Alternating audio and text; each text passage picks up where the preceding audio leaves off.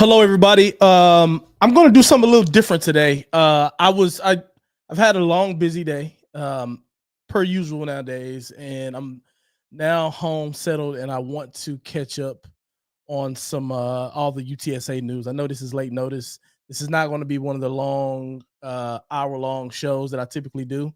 But as I catch up on things, I'm going to watch Jeff Traylor's press conference, and I say, you know what? Why not watch it live on my channel? With you guys, and you guys can get sort of my live reaction. I may answer a few comments, questions that you guys may have here, but like I said, not going super long today. Anyway, without further ado, I'm going to jump right into it. I hope you guys can hear. Are going to be able to hear Trailer. I got the audio turned on that side, so hopefully it works out. But if not, I wouldn't be surprised. Anyway, I'm going to roll into it. And for anybody who is here, if you can hear the audio, I want you to put a thumbs up in the chat for me just to make sure this is going smoothly. So anyway, I'm going to start now. Watch the film from the Thursday game at South Florida. What are some of your big takeaways there? Oh, obviously you can't get off to a start like that. You put ourselves behind, I like that 14-0 before our defense ever got on the field. Can y'all hear this? It's a very, very good football team in a hostile environment. That's a lot to ask.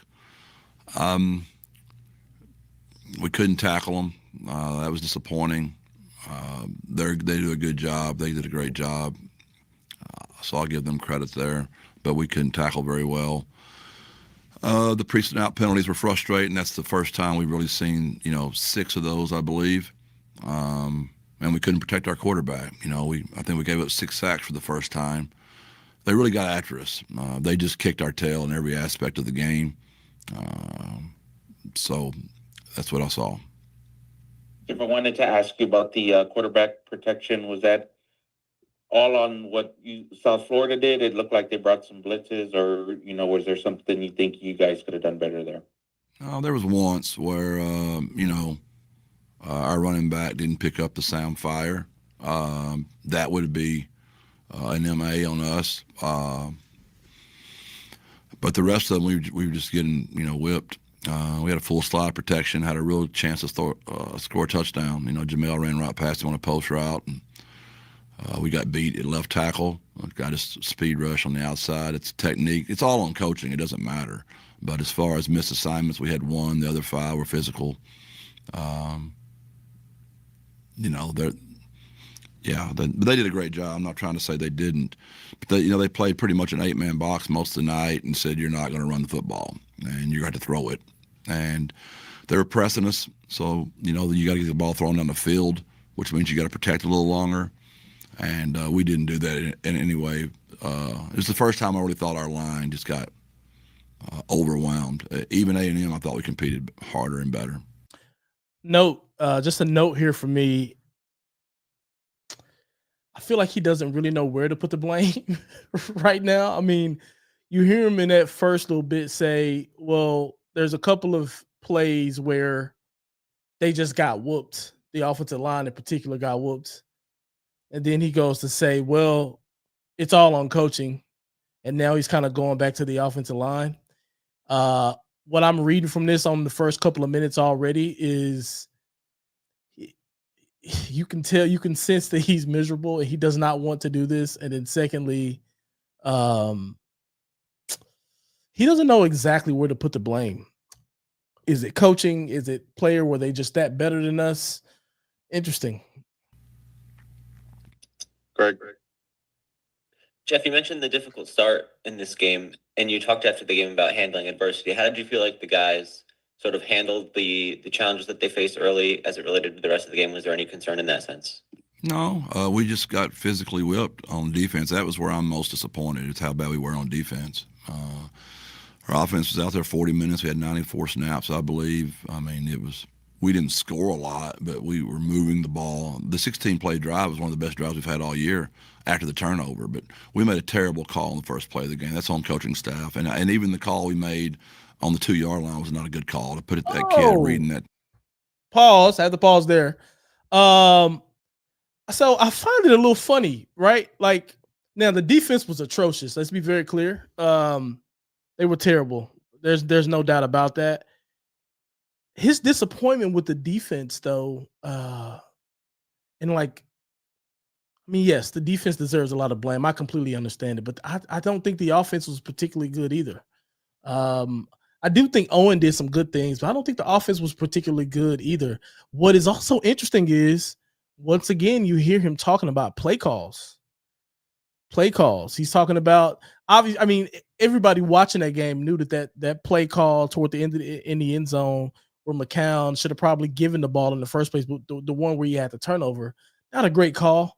You could see Tulane. I think it's one of the things I called out last week. Tulane knew what was coming, and just the way they all hit the gaps.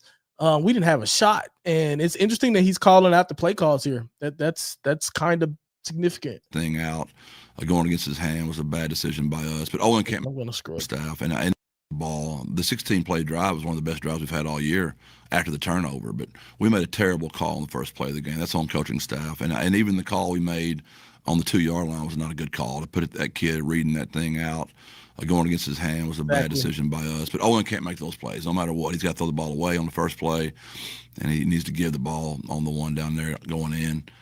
Kids competed hard. Just really disappointed that our defense just almost was non-existent.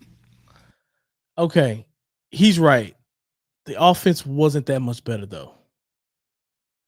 The defense was bad, but your offense was bad too, sir. I'm sorry. I mean, they definitely had some solid stretches of play that were decent, but turnovers, penalties, missing blocks, dropping passes.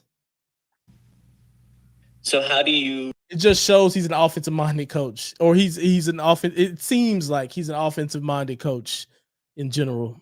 Address that physicality with the defense going forward at this late stage of the season? It's tough. It's because of it's the timing of the year, and I warned y'all. I try to tell everybody. I know everybody's like, "Well, what you sound like we're going to lose before you ever get there." I knew we were going to play way above our head, and we didn't. Grant, we did not play well, and they were a really good team. Yeah, but fans don't want to hear you basically saying you're going to lose before a game. I know this is not one of those situations of like, oh, I told you so, right? Fans, people who want to support the team, they don't want to hear, hey, we're going to go lose. It's one thing you talking to your coaching staff and like you keeping your own thoughts or whatever about like what you're up against, but like it's not going to fill people with the warmth and fuzzies if you come out and say, we're basically going to get smacked around and we have to play at this time. Like that wasn't a like UTSA versus Texas A&M game. That was a conference opponent. You're expected to compete. Were there things with that defensive unit, especially on the defensive front, that your guys didn't do that you would like to see, or besides the physicality, or was it more just the matchup? The matchup, there's nothing I can do about it. We got to control what we can control, and we didn't. We did not strike. We did not have good pad level. We didn't tackle well. We looked like a really poorly coached defense. That's another shot. We look like a really poorly coached defense. Jess Lepp is in trouble. These are not great. If you're the defensive coordinator, this is not great to hear. This is not great to hear. But you know what? I feel like I know he's challenged some play call. You know what? To be fair, I could be nitpicking. To be fair, he has went at both of his coordinators in this particular press conference 4 minutes in. He's talked about bad play calls to start off the game in the red zone on both those first couple drives, and now he's talking about his defense being poorly coached and what they look like. Interesting. Jeff, what's the overall morale of the team at this point in the season? Is it still about the same? That was a big loss because that eliminated us from having any chance of winning this thing. Now with 3 losses, that's out the window. Jesus Christ. So we'll see. We'll find out. And the kids that I've sensed none of that yet, but we'll find out. We haven't practiced yet since that game. We've got a lot to play for. This is our 6th season here. We've made a bowl for 5 straight years. That's really hard to do.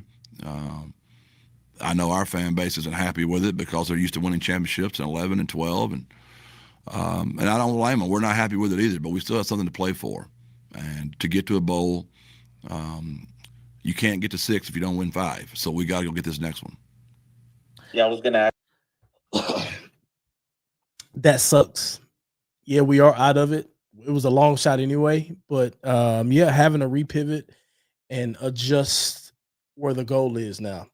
You seen UTSA coming into the season, championship fiber we were talking about. We didn't start particularly well early in the season, so then we talked about, well, we're going to get ready for conference and we're going to try to compete for a conference title. Well, conference has not gone well, so now we're moving the goalpost again, which is what you have to do. And now it's down to let's just battle for bowl contention. Interesting.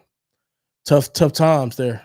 Ask you how much of a emphasis is it getting to bowl eligibility, because you still have a pretty tough schedule ahead of you to reach that 6-win threshold. No doubt. I mean, East Carolina's still playing for the championship. I mean, they're a really good team. Charlotte's got us at 11 o'clock on a morning kick. That's tough on that travel and play that early in the morning, but that's what it is. And then we know how tough Army is every single game. So yeah, it's a tough schedule.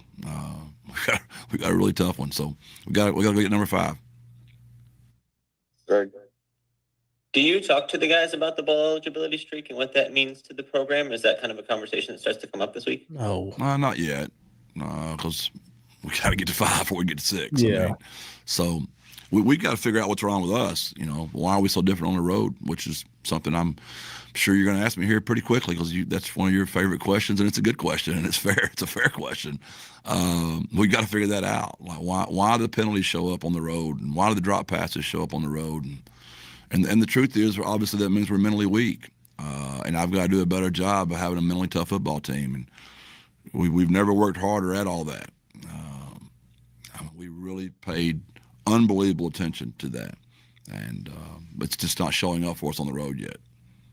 Yeah, I mean, this is him acknowledging things that they worked on in the offseason did not work from them as a coaching staff and for players. Also, I mean, that's him holding everybody accountable, the players included there.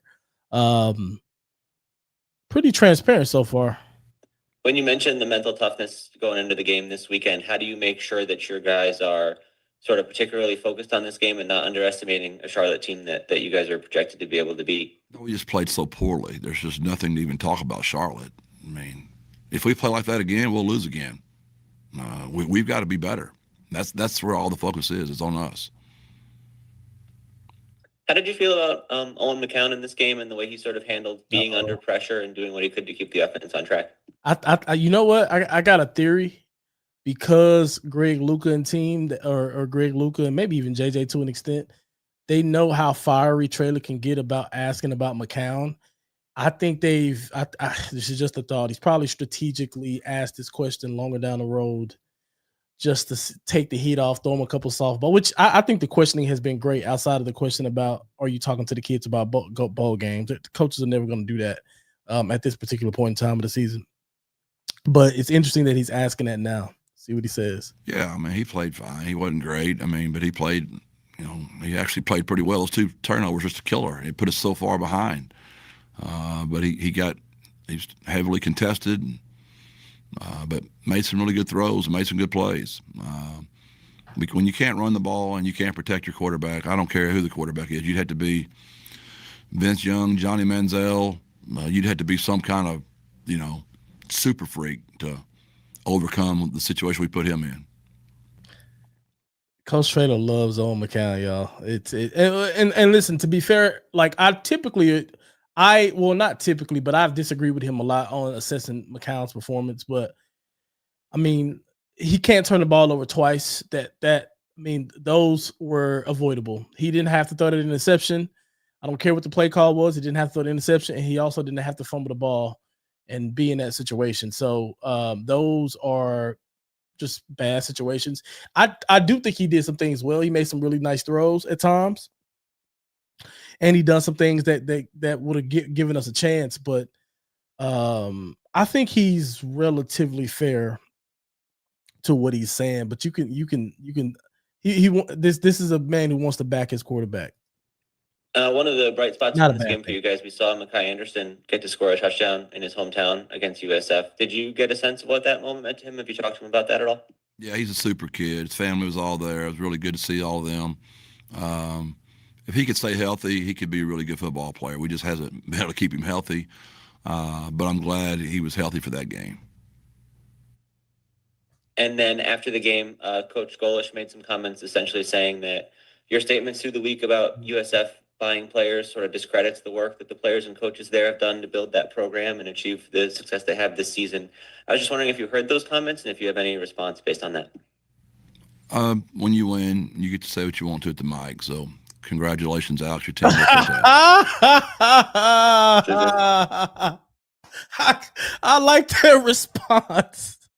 I like that response actually. Like, yeah, he's unapologetic about his comments about USF being able to buy players. I mean, listen, that's just what college football is nowadays. What you'll notice about USF coach, first off, his response to Traylor was excellent. I thought it was cool. I think whenever you do insinuate that, you do undermine the work that some of those coaches put in and what they do to build those relationships from a recruiting standpoint. Because, I mean, just like they may be a bigger brother from a NIL standpoint to us, it's not like USF got Texas Tech money or Florida money or anything like that. So they're probably competing with big brothers of their own for the players that they're getting as well. So I understand his comment, but if you listen to the USF head coach, what's funny is like he didn't deny that they got some bread now. He didn't deny that they didn't have any money. He just said it undermines what they got going on. And Traylor is basically saying, you know what? You can say whatever you want because you won the game. Cool. I'm gonna just leave it at that. But he's not he's not backing off. I like it actually. I like it. Jeff, what do you see on film from Charlotte? What do you have to do to have success this week? Well, they've got 3 really good receivers, which is scary. I mean, all of those guys can really go. So that was alarming. They were better on offense than I want them to be. We're not playing very good defense right now. But we're not defensively. They've been struggling, but they play hard. And I know how that feels. I can tell they're really working hard at it, and they're struggling getting people down. But it's not for lack of effort. It's not for being lined up incorrectly. So I know Coach Albin will have his guys ready to play, and we got to be better for us. I think he's been a little harsh on the defense. And maybe it's me being a defensive guy. I think he's been a little harsh on the defense personally. Like, the defense played very good too against Tulane a couple of weeks ago, just like the offense. Like, to suggest that the defense is the group that's like really, really struggling. I mean, trust me, they've had some stinkers, but when they are awful, the offense is awful also. The United States this week specifically is kind of iffy. Do you have any concerns getting to Charlotte this week? That's always a coin toss. So yeah, that is one of the things that, you got to go back to Philippians, worry about nothing, pray about everything. I'm trying not to put that on my list right now, JJ, but you know how much I hate to fly anyway, so I appreciate you putting that in. I'm sure you got some other great news for me here soon. Correct. Jeff, you've talked about the defense quite a bit this morning so far. Yeah. How much of it is the fundamentals and physicality you've talked about versus where are you guys in terms of, assignments and schematically and that part of it? How do you feel about that component of the defensive effort? We were terrible, Greg. I mean, when you start, yes, we didn't tackle well. We didn't have good pad level. A couple of times we had MAs. Didn't make plays downfield at defensive back. There's just nothing good to say really about that game defensively. Anything else for Coach Traylor? I have an observation. If you want me to be positive, there were some guys that came in the game late that actually made some plays. This is what I wanted to hear because I was finna make a comment. So that was positive. If there's anything, just some of the guys that got out there played hard, played well. Say names. Oh wow, Greg. Along those lines, just on the more positive side of it, there were some guys later in the game in the second half who delivered some pretty big hits there. I mean, it seemed like your guys were still playing hard. Was there anything promising that you took from that, just the way the effort was approached in the second half? Yeah, I mean, we finished the game correctly. We didn't misbehave. We didn't do anything crazy. There was nothing, that can happen when you're getting your tail just kicked like that. And our kids handled it right. They're good kids. We just didn't play very well. And I know I keep saying it. I'm the coach and I'm responsible for it. And I got to figure it out. I think that wraps it. Yep, that wraps it. Oh, just a comment at the end. He will, for whatever reason, he will not say Brandon Tennyson's name. Have y'all noticed that? He talked about players who got in.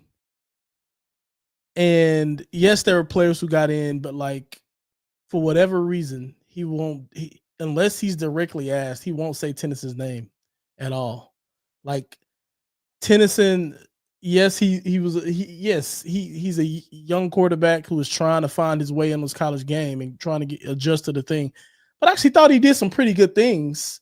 And if you're going to talk about someone who kind of had an opportunity to kind of show something or to give you a little bit of positivity, you can see that kid can throw a really good football. And it's just interesting how he purposely avoids him. Interesting. I will look at a couple of comments here. Like I said, I have a show on Wednesday at the same time. Let me know in the comments. Make sure you guys like and subscribe. But let me know if y'all like this. I'll start doing them each week from here on out if you guys are good with it. Let me see if there's some. I'm going to purposely avoid some of them because, like I said, my show on Wednesday when I'm previewing a game, I'll get to it there. But let's see if there's anything here that is not talking about Charlotte. Let's say we struggled this weekend against Charlotte. Colonel, I will get to this one. I will get to this one on Wednesday. I'm only gonna address anything that's about this particular press conference because I have a show on Wednesday and I want people to show up to that also. If Traylor decides to move on from staff, it won't happen till after the season. Yeah, of course. It definitely won't happen mid-season at this particular point in time.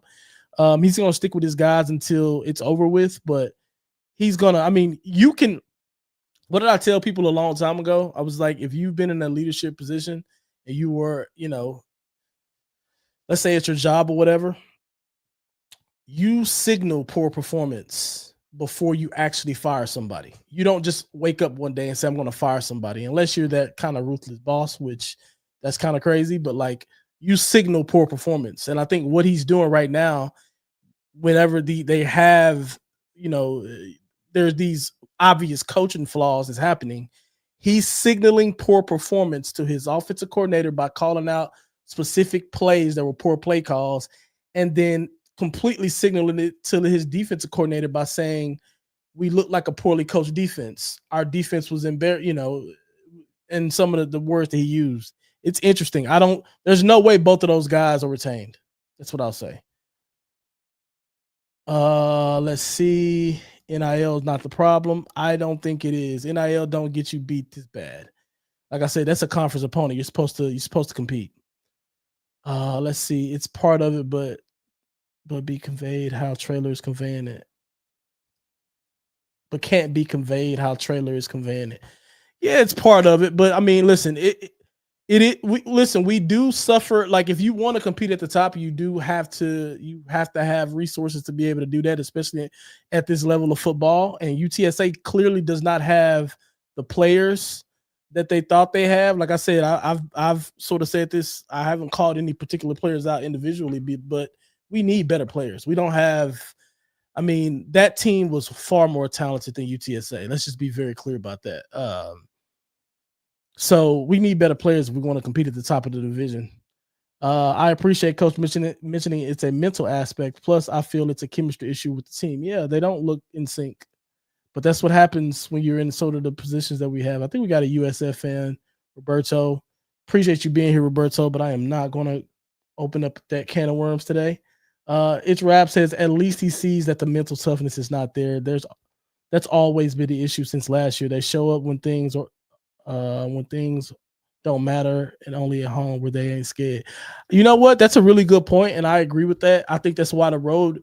Listen, you got to be a mentally tough banded together team in order to go out and win road games in somebody else's house.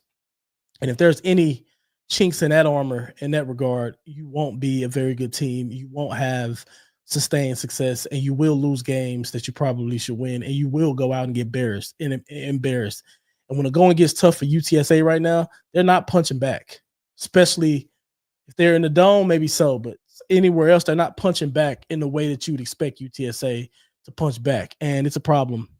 It's a good point. Kathy says, I watched it. It was lame. I don't know how to fix this. I mean, typically when an organization is struggling, you've got to just shake it up. There needs to be a coaching change. I'll give him some time. The season is where it is now. I think making a coaching change right now will only disrupt things further, especially if you don't have a succession plan already ready for that. He probably doesn't. The way he hires, because he hires like here's the thing that people sometimes don't realize. Whenever you hire within the way he does, and he's put these people that are sort of built in his program up to these particular positions, you don't have someone waiting in the wings on your staff to step into some of these positions. Typically what'll happen with a Burke, let's say you got a Burke, or I'm gonna just use Burke for example. You'd want a veteran offensive coordinator, and then if you think Burke can one day be a offensive coordinator, you sort of have you have this guy bring, you have him learning from this veteran, and then when the right time is there, you make the switch, right? And whenever there are situations like that, you can fire one of those people late in the season and give this other guy who you think has potential a few games to ride out the season to see if he can be a play caller. We don't have that type of situation. And just the way that I look at the staff and the way we're staffed, I just don't think that's going to happen. So at least not on the offensive side of the ball. So there's no way, like I said, whenever you have a season that's this disappointing and your fan base has a problem and has issues with a lot of large parts of what's going on, and a lot of it's pointing at the coaches, there has to be a fall guy. There has to be a reason. You see this across sports. It's not a new thing. It's especially prominent in professional sports, but it's prominent in college sports too. Somebody will be the fall guy, and it's going to be one of these coordinators, if not both. Coach is way too attached to Owen and his family. Not cool. That's why he avoided Tennyson. It's interesting that he won't. It's like he avoids mentioning him. Very, very interesting. Oh, I got a lot more stuff than I expected. Shout out to Angela.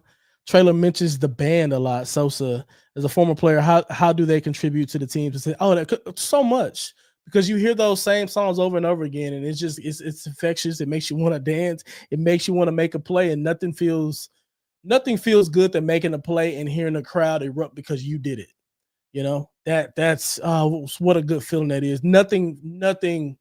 There's very few things on this planet that feels as good as that. And I'm not joking. It's something special. He won't say Tennyson name because he doesn't want to create hype over McCown. And I understand that, right? I get that. But you also got to think about that player, right? You got to think about that player and that guy's situation. And I'm talking about Tennyson. Like, he's a player on your roster as well. You never know when you need him. What happens, and I'm going to knock on wood, I hope everybody can hear that. What happens if something happened with McCown and you have to rely on Tennyson to get you through a game? So Robert says y'all's athletic department needs to buy in, though. Can't just be players on the field battling. I agree. There's a lot of people. Here's the thing, like, I know this is coming from a person who's not a fan, but one of the biggest things that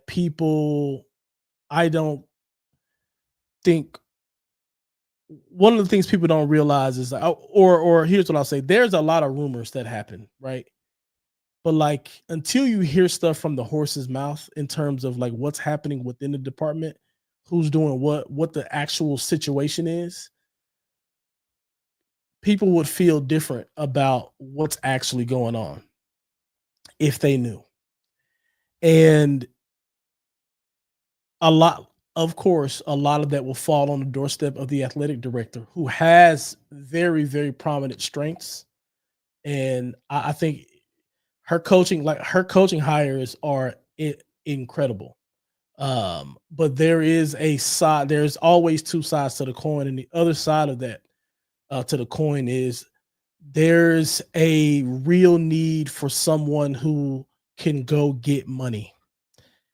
And I think she does a good job at I have not seen evidence that she's doing a great job at that. I'll just say that I have a very, very I know at least coming into the season, I know exactly what UTSA have been playing with in terms of what they have, what they can spend, what they can't spend in their exact situation. I know exactly what's going on. I know that because I've talking to the actual people about these very things. This man that we just watched included. So yeah, it's a tricky situation, which I know people troll me for saying that all the time. It's an interesting situation around that because it divides the fan base quite significantly whenever those things come up. Should GM also be on the hot seat? I like the GM as a person. He's a really nice guy, Mike.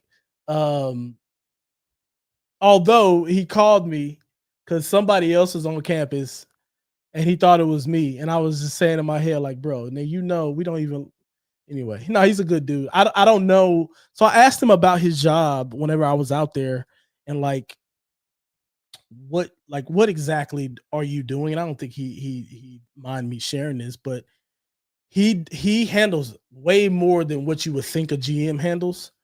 But it's not necessarily a GM in a sense. I mean, it is based on what I got from. It's not GM in the sense of like he's totally in control of roster construction and things like that. A lot of it is in conjunction with the coaches and what they want, and then what resources that they have that they can actually do. They can actually bring people in. So maybe so. I mean, maybe so. If I'm just being objective, whether I like the guy or not, maybe so. I mean, we don't have good enough players. I don't know if that's the GM's fault, the coach's fault for not recruiting well, or if it's Campo's fault because we don't have money. But somebody has to do something to put us in a better position. At this point, RGV looks better as an organization than we do. They're new. We're not a poor organization, y'all. I don't want to overdo it. We're not a poor organization. It's just a tough time, and we have legitimately taken a step backwards. I think that much is clear. We aren't the team we were 3 years ago, and we are a new team in a new situation. And the further we get away from that time, like we don't even have an identity yet. Somebody tell me what UTSA's identity as a football team is right now? Don't worry, I'll wait. We don't have one. We had one a few years ago. We don't have one today. We didn't have one last year.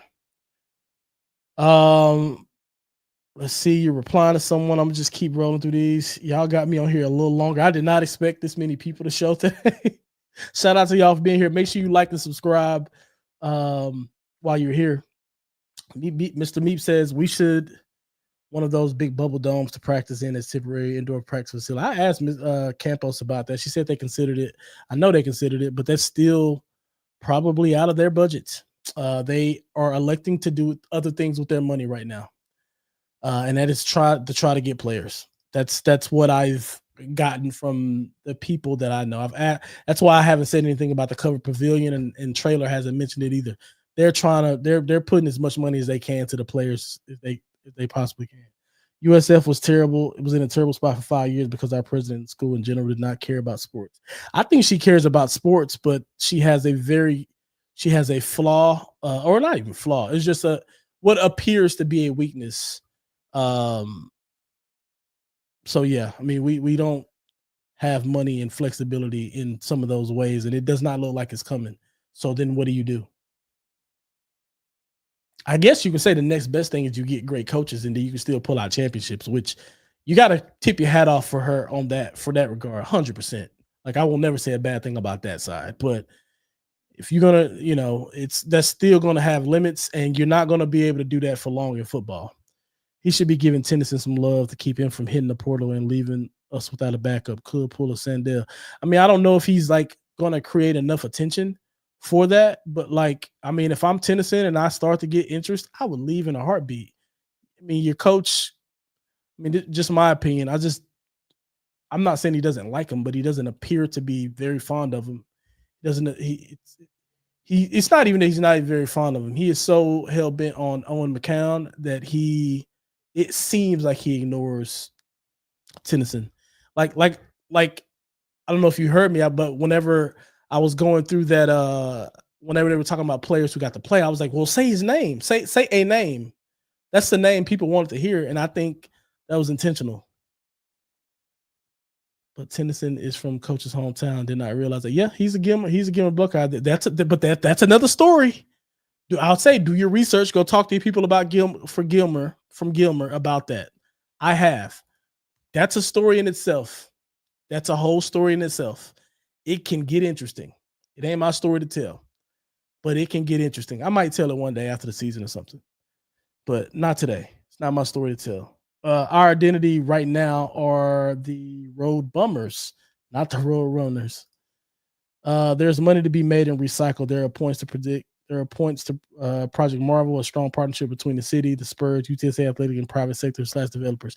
Yeah, I also just don't think there's a lot of money out there, to be honest. Not for people who want to support UTSA. I don't know how much money there is out there for that type of situation, but something has to happen, right? They're going to lose a lot of their players this offseason. Absolutely. According to Trailer, we are the poorest staff in the nation. We spent the money on his coaching staff, so we expect them to do more with less since all the money is bet on the staff. Yeah, I mean, you know what? I don't know where the money's going, but the money ain't going to where it needs to be because we're not great right now. Shout out to Danny, man. Love this media react. Hope you do it for the rest of the season. Keep doing a great job, bro. Yes, if you guys like this, which based on the people that came in, it seems like you guys do. I actually might start doing this on Mondays. Yeah, I watch these all the time. Well, I mean, I go on and off, but if y'all like this stuff, I will. Let's see. I'm gonna wrap up with these last few comments here because I was only said I was gonna do 25 minutes, but yet I'm at 38. I did not expect there to be a lot of people here today. Let's see. I think she cares about women's sports more, which he worked out as we see with soccer, just not the moneymaker.